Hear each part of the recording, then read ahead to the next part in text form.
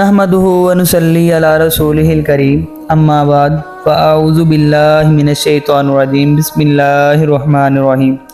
حضرت ابو ہریرہ رضی اللہ تعالی عنہ بیان کرتے ہیں کہ نبی مہربان صلی اللہ تعالی علیہ وآلہ وسلم نے فرمایا، ابن آدم کے ہر نیک عمل کو رمضان میں 10 گنا سے 700 گنا تک بڑھا دیا جاتا ہے۔ اللہ تعالیٰ فرماتا ہے کہ روزہ وہ صرف اور صرف میرے لیے ہے اور اس کی جزا صرف میں ہی دوں گا۔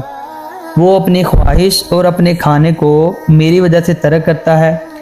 روزہ دار کے لیے 2 خوشیاں ہیں، ایک فرحت اور خوشی تو اس کی افطار کے وقت ہے، جبکہ دوسری خوشی اپنے رب سے ملاقات کے وقت ہوگی۔